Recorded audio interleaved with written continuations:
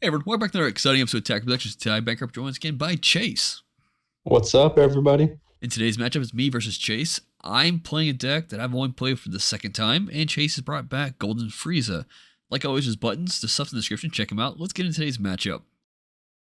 Supreme Kai of Time is an interesting deck. And before we go any further, the only reason why I'm playing it is because I forgot my deck at my house, and Nick let me borrow his deck for tonight's evening. And yeah, this was a fun matchup. Yeah, this was great. I got to see Black go off in a way that I have not seen it be able to go off in a long time. And we get some interesting interactions off in this match as well, which is something I've been seeing float around the Facebook groups for like ruling questions. So we'll kind of go over those when they happen in this match as well. So I I don't remember who gets turn one. Is it me or you? I think it's me. Because I remember my turn one start wasn't really that great. I think you come out the gate swinging, I'm pretty sure. So I think you get to go second. Yeah, that's right. Because I expected you to play like one of your goons into that whole chain, but you just don't get that established this turn. Actually, looks like I might be going first. Yeah, I get you play that out and then you just throw out a goober. It's unison, and then I look at my hand. You really want to be able to see your unison and one of your one drops on your first charge turn. But I only see the unison. I actually see several. That's why you see the one being charged there. Yeah. And I've had enough of experience, especially against people who know what this deck does, that if you just throw out your unison, like turn one, it's just going to get killed and you're going to lose it. So I kind of just have to charge pass, basically. Yeah, and I was actually really surprised by that. But at the same time, I kind of expected maybe you're using that energy for a defensive play. Because like I said, I've at this point I've only played this is round two. So it's the second time I've played this deck. And I'm like, okay, cool. He knows this could be probably a pretty aggro deck. Maybe he's holding off for a defensive turn. But I was definitely thrown off when you didn't establish anything. Um, Establishing Vegeta very first, being a 15K crit, I think is very good. He's super good because another overrun. Like he's the best early game overwhelm target for sure. And because this Demigra, I'm able to later in the same turn establish another unison. But because I overround, I'm able to actually play this particular card. I'm reading it to make sure I'm able to do it. There's no specification of how many cards. It's just if you place cards from your drop to your warp, it reduces cost by 6. And it's a 20k crit. Yeah, that one didn't feel too good. I end up final flashing that, trying not to take the crit. Um, I'm trying to. I'm not sure if at this point I've taken a life to see the one drop uh, crew for the deck. But I'm trying to keep it in the back of my mind. I need to have one in rotation. I don't mind if it even gets critted. I'd rather it not. But if it Yeah. does, it's still in rotation with the unison. So I end up comboing there with the Gohan, which always feels pretty nice to escape an attack and have the grave target in the grave. Uh, or your EX evolve, that always feels nice. And here you're continuing to go off. You play out the everybody's favorite little doodad. This felt really nasty. Now, I never played the Xeno Gogeta package back in the day. Like, I never, because we had like 3 people playing that constantly at our shop. So I was like, I'm not going to touch this. That's fine. But because this Demigra Unison, I'm able to play 2 of the Overwhelm crit Vegetas, a 20k crit, and then follow it up with my last energy to Union Patara into this Gogeta. Mm-hmm. And here's where the my deck sort of shines here is being able to not only use the normal untap restand, but uh get it again on the backside post awaken. Yeah, I felt like I put you in a good position for you to have a good turn too, at least when it comes to just drawing and restanding your energy. But I felt safe being at 8 life already. Yeah, for sure. So basically, this turn it kind of because this is the earliest you ever really get to 4 life very often. It basically just added another cantrip and a deck thin. But sometimes it's the difference between being able to go for 2 really good win conditions to like 3 sometimes with the 8 drop Goku and then the 8 drop Gohan.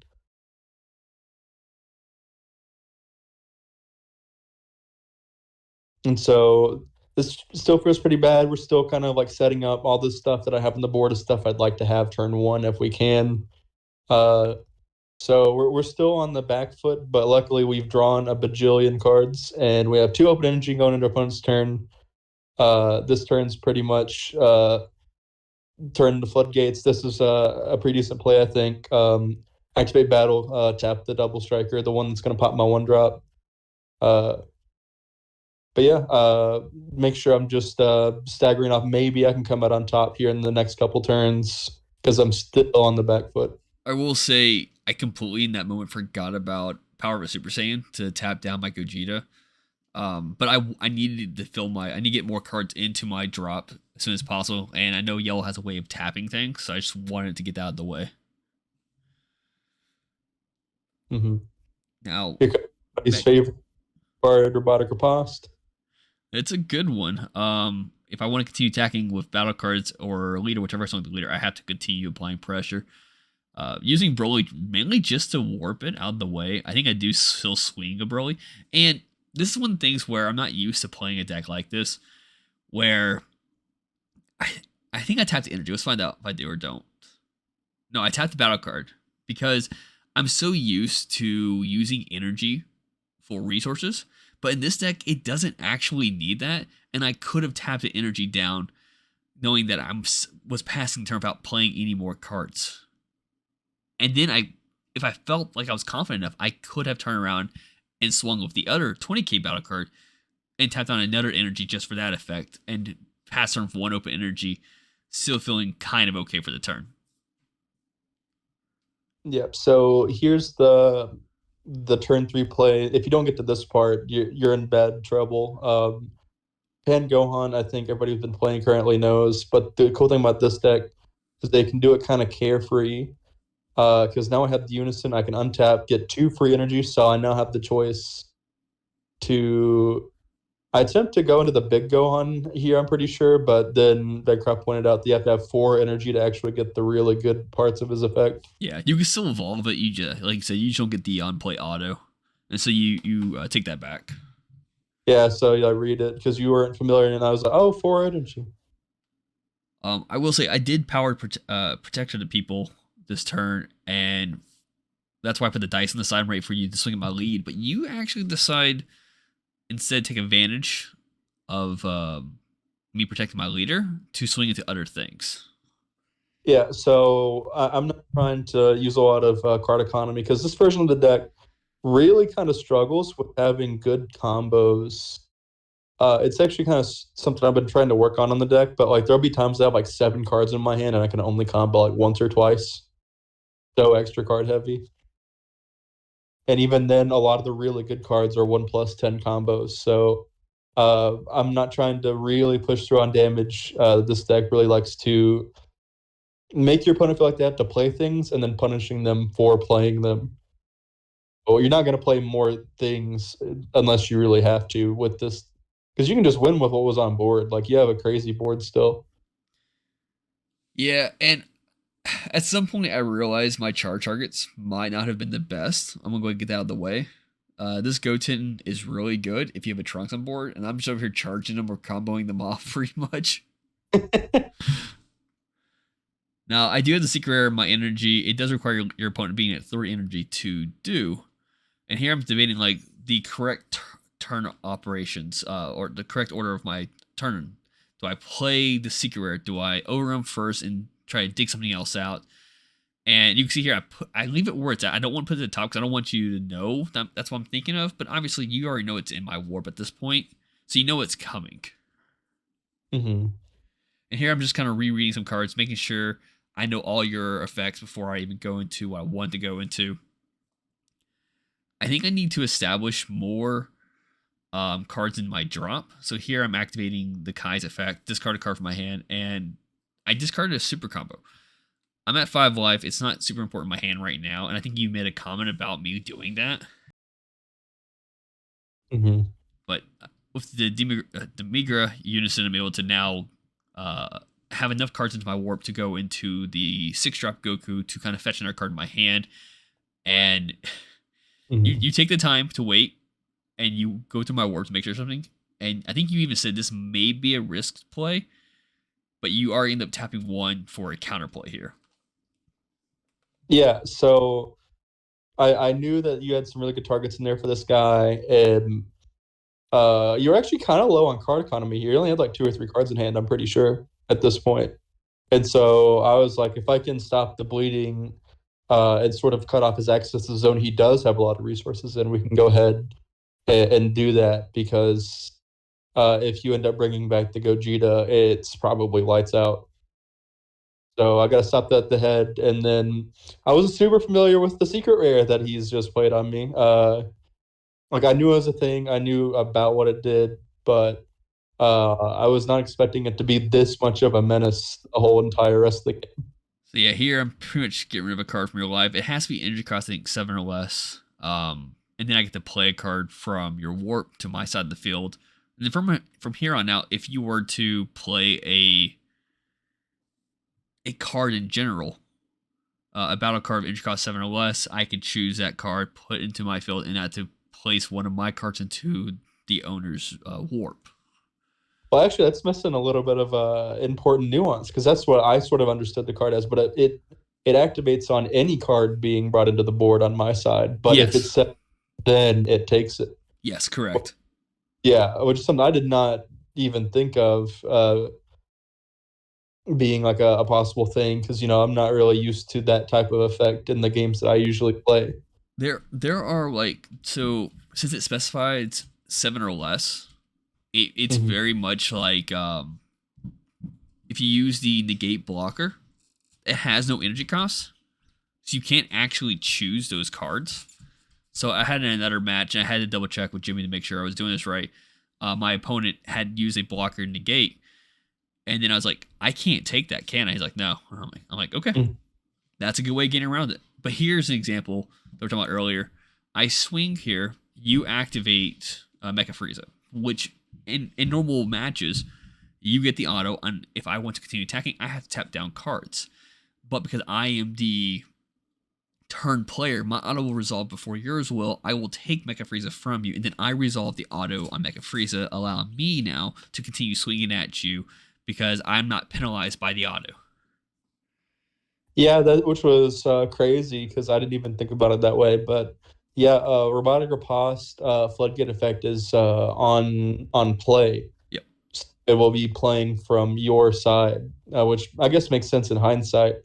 But that's just one of those things about this game you got to know, like, and which like bracket of text or effects care better in, because there are well, you're gonna see the 3-drop Vegeta, the counterplay is going to come up here to where the thing that you want on the card is a part of the counter.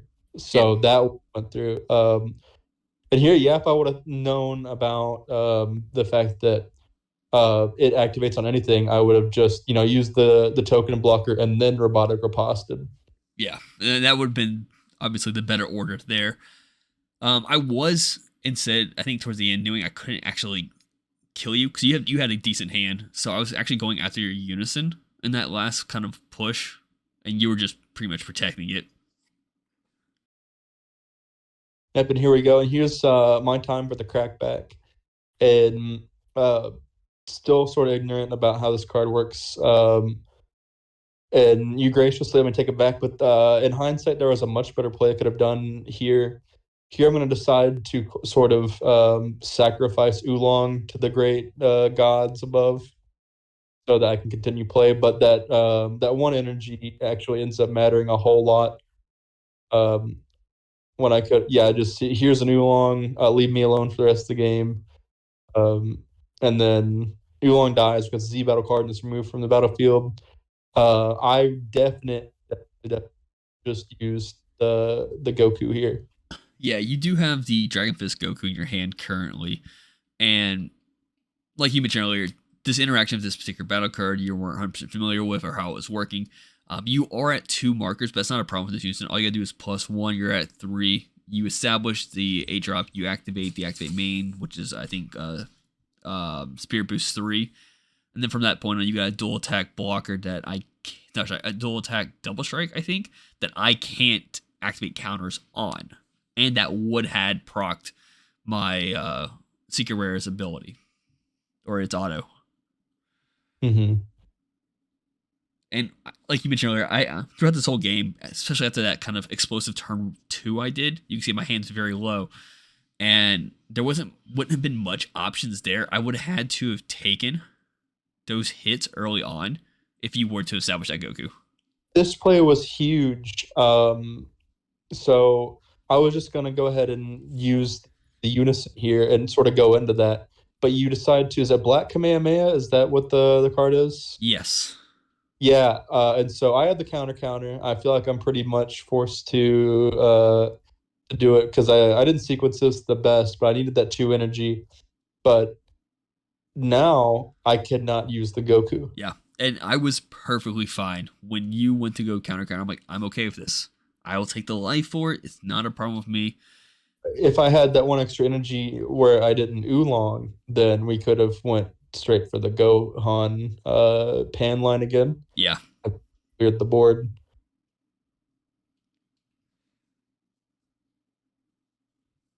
So pretty much you end up having to pass, and I'm debating about, should I charge a 5th energy? Is it worth it? Like, in hindsight, I don't think it's really worth charging to a 5th energy with this deck because so many cards are just kind of really cheap to play or free to play. Mm-hmm. But yeah, so I ended up not charging a card. Okay. I know there was one matchup where I was like, I don't know if I should, and I did anyways. But getting the unison out ahead of time puts cards back to my drop, allows me to now overwhelm twice. And here I play the Goku. You can't counterplay it, so you know I'm grabbing Thorning. Yeah, Bloodlust is limited, folks. Yeah. And all I got to do here is kind of play the weight game, just kind of like swing when I can.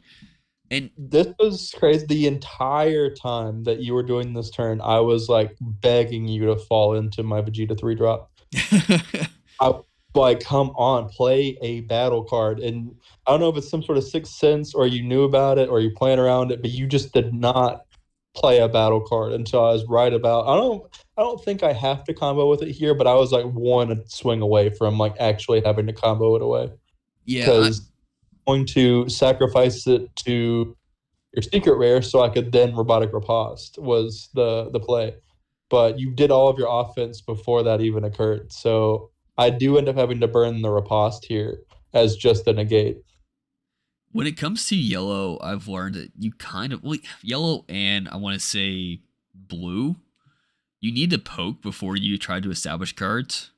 Because if you end up just playing, you're going to get hurt for it, at least in certain matchups. And in hindsight, I did forget about the Vegeta. I'm here trying to get you to just dwindle your hand down, get rid of negates where you can. And now here I'm about to go into... there I have to combo with the Champa just to live. Yeah. And here I'm about to go into the Thorning. A Psyop, because I'm like, now he's going to play that because I have no energy. And now he only have like a couple cards left in hand. Like maybe like 1 or 2. And I'm like, okay, we have... we've been saved, but that is not what happened here. Because of the Z deck mechanic, we have extra cards that we can play if we would like to. And I end up going for, because I have 2 cards in my Z energy, going for a pan play. And this just breaks down to resource. You've used a lot of cards up to this point from your hand. And my hand's pretty small, so it's just going to break down to what can you combo compared to what I combo with. You are out of cards right now, and I can activate the pans, activate main because I have 3 Xeno cards on board. Mm-hmm. And I'm just left with a bunch of nonsense. I had 2 of, I forget the card's name. Yeah, you see it there. Really Shmeevil. Yeah, and just a bunch of cards I can't combo with. Next card would have been a Krillin to get me out of it. But close game all in all. No, it was definitely... It got to that point, I felt like if I couldn't do anything there, you most likely had it at that point. So thanks to the Z deck, I was able to pull it off. Yeah, thank you, Zenkai Mechanic. Well, that being said, thank you for the opportunity. Keep in mind, there's buttons down below. There's links in the description. Check them out. Bye.